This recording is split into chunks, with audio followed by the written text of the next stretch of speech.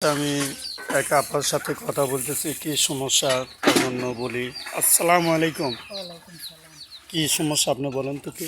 আমার জোড়াতে ঘাড় মুখে পানি, জি এই জন্য আমি শারীরিক একটু অসুস্থ।